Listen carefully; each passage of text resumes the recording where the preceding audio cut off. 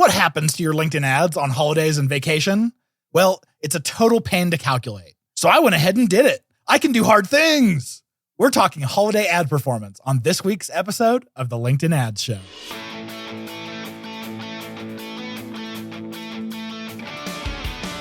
Welcome to the LinkedIn Ads Show.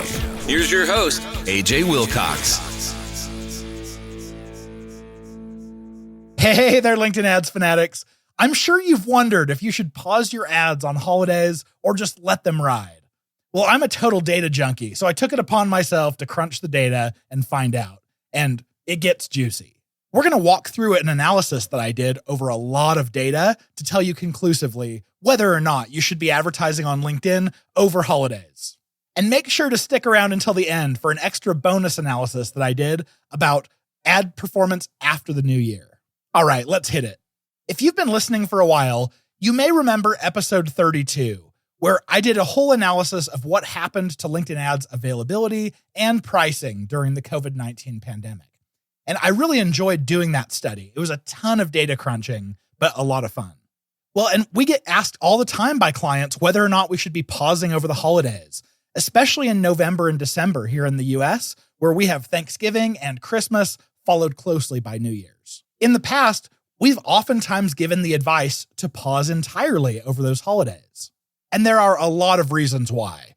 The first is that it's towards the end of a quarter and a month, so these larger companies are bidding more aggressively to try to finish strong. And this is going to lead to increased competition, which means you're going to pay more at these times.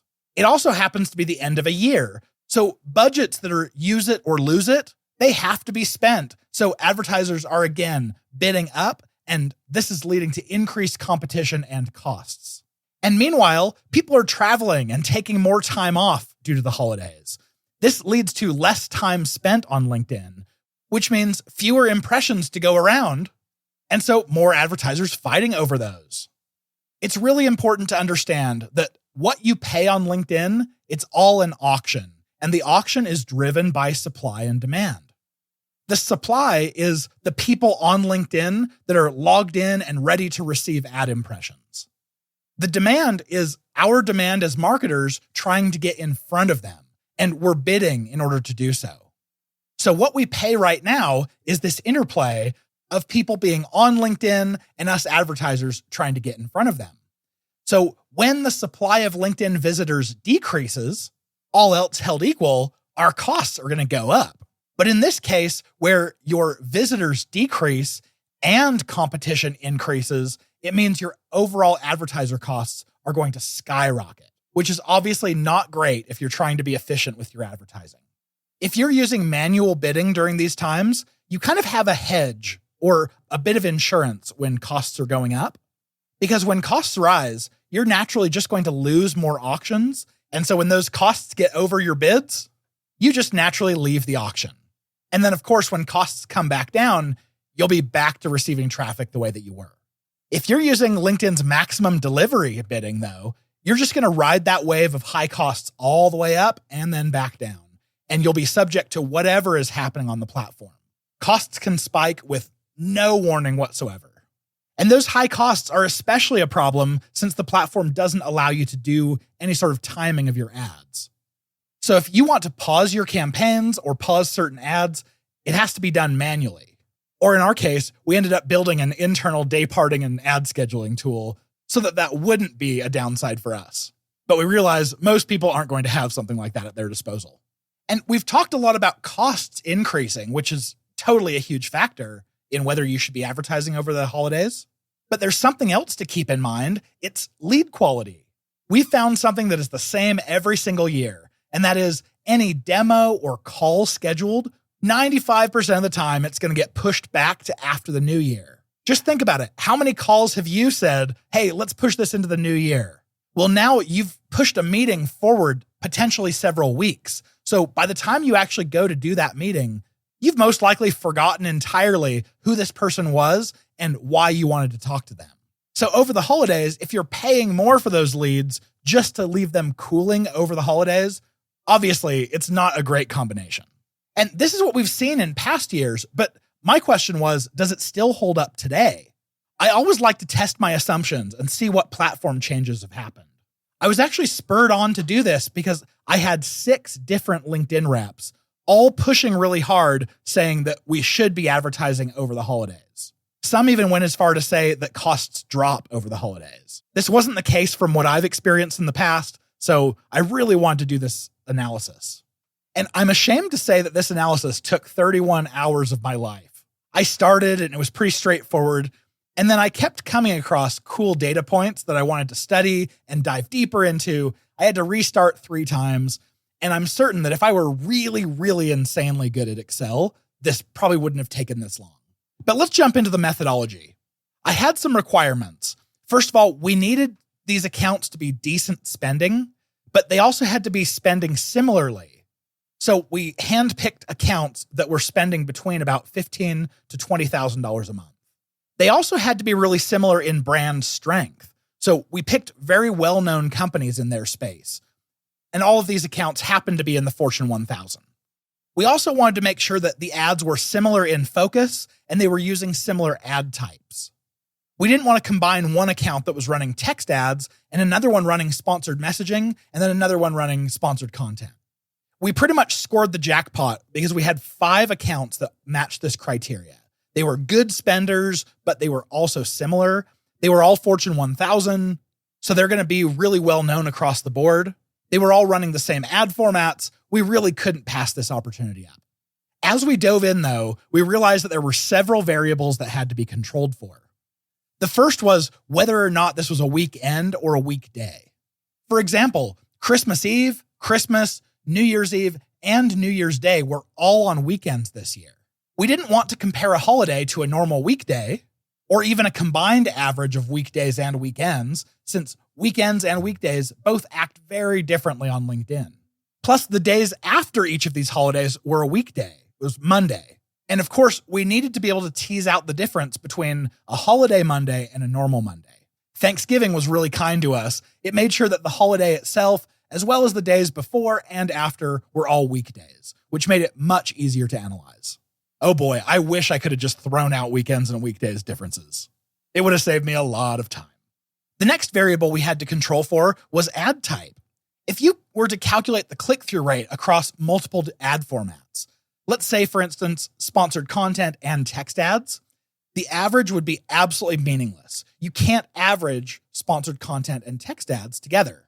Sponsored content has like a 0.44% average click-through rate, while text ads have a 0.025%. So text ads have a click-through rate that's like 1/12 of the average sponsored content. Plus, text ads show way more impressions because there's not much of a frequency cap.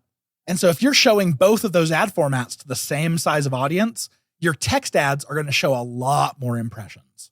And that would totally sway your click-through rate to a much lower number that really wouldn't make sense. So all this to say that in this analysis, I had to break out the different ad formats so that costs per click and costs per impression would actually be meaningful. For metrics to track, I knew costs were going to be the one that was my main concern. And I started out by using costs per click. And then I realized occasionally there were days with no clicks, and then I'd have a 0 in a denominator, and nobody likes seeing error divide by 0 in their Excel. So I ended up adding in CPM as well. And it was nice to show them alongside. And then CPM never has a problem with a 0 in a denominator. And the final variable to control for was account changes. These had to be accounts that couldn't make any major changes to ads, to bidding, and budgets. And in cases in these accounts where there was a major change, we just threw out any day where those changes were made. The result of all of this was over 121,000 rows of data to be crunched and a 60 megabyte Excel file. So the sample sizes were pretty robust and the findings were strong as well. Okay, we're going to jump to a quick sponsor break and then we'll get to dive into the actual results of the analysis. The LinkedIn Ads Show is proudly brought to you by B2Link.com, the LinkedIn ads experts. If you're a B2B company and care about getting more sales opportunities with your ideal prospects, then chances are LinkedIn ads are for you. But the platform isn't easy to use and can be painfully expensive on the front end. At B2Linked, we've cracked the code to maximizing ROI while minimizing costs. Our methodology includes building and executing LinkedIn ad strategies customized to your unique needs and tailored to the way that B2B consumers buy today. Over the last 11 years, we've worked with some of LinkedIn's largest advertisers in the world. We've spent over $150 million on the platform, and we're official LinkedIn partners. If you want to generate more sales opportunities with your ideal prospects, book a discovery call at b2linked.com/apply. We'd absolutely love the opportunity to get to work with you. All right, let's jump into the results of the holiday analysis. And don't forget to stick around until the end for that bonus analysis that I know you'll love. If you go to the show notes page, you'll see a paste of all of the data that I'm going to be talking about. So I'm just going to describe to you what it is that you're seeing. The first column is the holiday that we're talking about. So you'll see Thanksgiving, Christmas, and New Year's there. You'll also see a column for ad type. Underneath ad type, you'll see the acronyms FA, which is a follower ad, which is one of the dynamic ad formats. You'll see SC, which is short for sponsored content, and it's specifically single image sponsored content, because we also have VI for video ads, which is also technically sponsored content. It uses the same inventory. Then you'll see a column called day.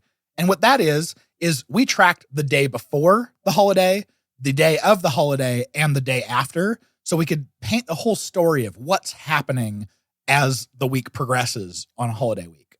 Then you'll see all the data. The data are all percentages of an average day of its kind. So if you see the column of impressions, we're showing you how many impressions Christmas Day got as opposed to a normal Sunday. Because these are a percentage of benchmark, if you see anything that's under 100%, it indicates that there were less of that day than there are on a normal benchmark day. So impressions, for instance, if you see less than 100% on impressions, that indicates that there were fewer impressions served that day than average. Clicks is the same way. If you see less than 100% clicks, that means that there were fewer clicks that happened. But I think what's even more interesting is that when you see that the clicks percentage is higher than the impressions percentage, that tells us that people were more active that day at clicking. Our CTRs went up that day, which is pretty cool. You'll see a column for spend, and this is just the ability to tell our campaigns on average able to spend more or less or about the same. It's the spendability of campaigns on that day. The next column is CPC, or cost per click. And again, seeing less than 100% indicates that campaigns had lower average costs per click than average. If it's over 100%, that means average costs per click were higher than average. Makes sense, right? You will see some blanks under the cost per click heading. And that's because there were some days where follower ads didn't get any clicks. And so rather than having a really ugly divide by zero error, I just deleted them out. But the next column is for CPM, or cost per 1,000 impressions. This is likely a better way of gauging costs than CPC, just because this was how we were getting charged regardless of if people were clicking or not. And again, less than 100% indicates that campaigns were spending less than average. Over 100% means that we're getting gouged a little bit. All right, let's start specifically with follower ads because they were really interesting. In the graphic, these are the red call-out boxes. So anytime that you see a red box around data, that was dealing with follower ads. What was interesting is that follower ads impressions were decimated on both Thanksgiving and Christmas. Literally, impressions were around 10%. But since these are only served on desktop, that shows us how few people were actually on LinkedIn on their desktop machines. Since the other ad formats show on mobile and we didn't see such large decreases, that tells us that members largely switched over to mobile devices during those holidays. Then when we look at costs, follower ads costs skyrocketed across all holidays. And to me, this is a perfect example of supply versus demand. The supply of advertisers stayed constant because LinkedIn doesn't allow us to do ad scheduling and leave the auction. Meanwhile, the demand of advertisers stayed constant because LinkedIn doesn't allow us to pause our ads at certain times and take ourselves out of the auction. And at the same time, the supply of members on the platform, because they weren't there on desktop devices, they left, and that causes costs to shoot through the roof. For example, on the Thanksgiving holiday, costs tripled. On Christmas, they almost doubled. And on New Year's, they about doubled. Okay, so that's follower ads. A little bit interesting. Now let's move on to single image sponsored content. These were the ones in the purple callout boxes. So sponsored content impressions were above average the day before Thanksgiving, but then dropped to 80 and 68% on the day during the holiday and after. This totally signals to me that people were working right up until the day before, and that during the holiday and after, they went ahead and took time off and weren't spending as much time on LinkedIn. The day before and the day of Christmas were really interesting to see an increase in impressions. And I didn't really have a great explanation as to why this was, although both of these were weekend days, which are traditionally lower anyway, and so it wouldn't be too hard to beat the average. The day after New Year's, this is January 2nd, we saw 17% higher than average usage, which is what we expect to see after the new year. And we'll tell you all about that data here soon. The costs around Thanksgiving skyrocketed to 35 to 69% above average, making it a really expensive holiday to be advertising. Around Christmas, costs jumped 3 to 16%, which is certainly up, but it's not egregious. New Year's costs were really surprising, though. They actually dropped 1 to 33% of average, which is what we usually see after the new year. But to see the diminished costs during the holiday was interesting. Usually we see them after. We would guess that this is due to advertisers pulling back, although I don't understand why advertisers would pull back en masse for New Year's, but not Christmas that was just a week before. Unless, of course, it had something to do with running out of budgets by the end of the month and needing to pull back. Now let's analyze video ads. They were the blue call-out boxes on the image that you see on the show notes page. If we look at the day before Thanksgiving, it was pretty much business as usual. But then we saw a huge dive in impressions on the day of and the day after Thanksgiving. The costs on Thanksgiving, though, they jumped 3 to 31%. But strangely, Christmas didn't follow suit. Christmas's CPMs actually dropped between 11 to 32%, which I don't really have an explanation for. New Year's Eve definitely had lower impressions, which we'd expect given the holiday. But similar to the other sponsored content that we've already talked about, since they do share the same inventory, the impressions were actually up 11 and 7% respectively. And as you'd expect, New Year's CPMs dropped significantly, which we do expect usually, but it was a huge drop, between 50 to 71% drops in price. So my takeaways here are that generally costs go up over holidays, so I recommend pausing your ads over those times. And even in cases where costs will drop over the holidays, like for Christmas and New Year's, I still recommend pausing your ads due to the lead quality drop. I would not suggest pausing your retargeting ads, though. I think your retargeting ads are good to keep going. And remember how we talked about supply and demand, how it affects our pricing on LinkedIn? Let's talk about something that makes our pricing even worse. Rising costs are totally exacerbated by advertisers who are bidding by the impression rather than by the click. The reason this is the case is because when someone is bidding by click, they're only paying when someone actually takes action. And then the advertiser with the highest click-through rates ends up getting the best relevancy scores, and that drives everyone to be better. If you're bidding by the impression, though, it really doesn't matter how you're performing. Any advertiser willing to pay enough, LinkedIn's going to bypass the auction and start showing ads. LinkedIn has caused rising costs smartly on their part, but I think it's terrible, by making maximum delivery the default bidding method. Because it's the default, the less experienced advertisers just end up going with it. We talked about in episode 6 about when maximum delivery should be used, but it's effectively bidding by the impression, but letting LinkedIn bid as high as they need to make sure that it can spend your entire budget every day.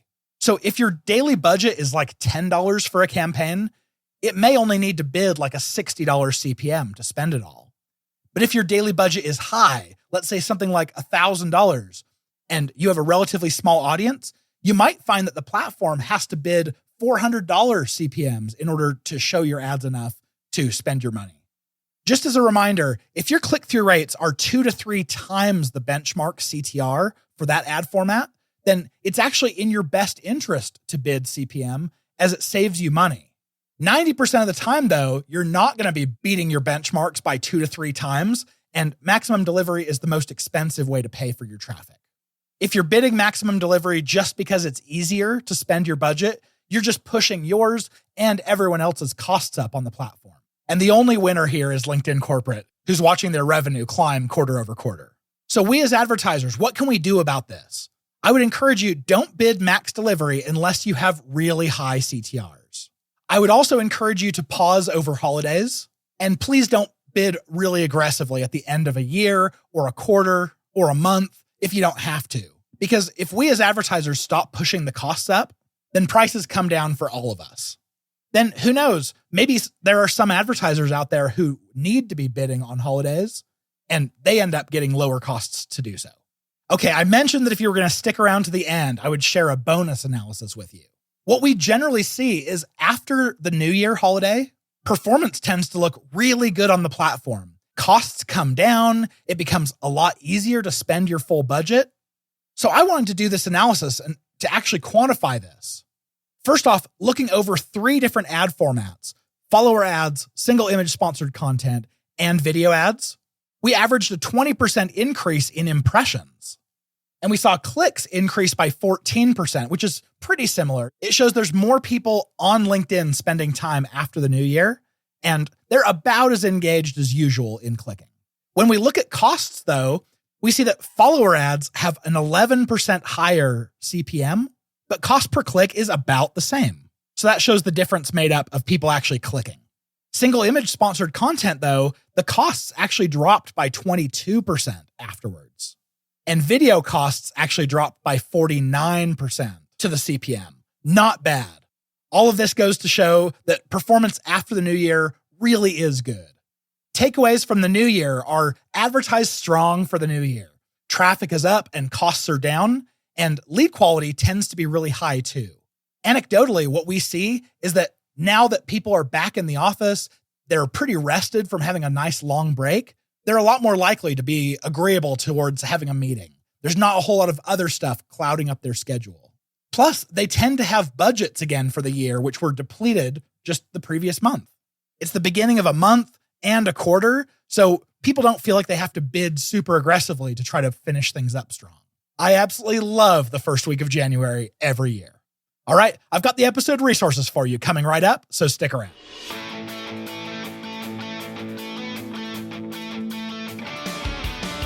Thank you for listening to the LinkedIn Ad Show. Hungry for more? AJ Wilcox, take it away.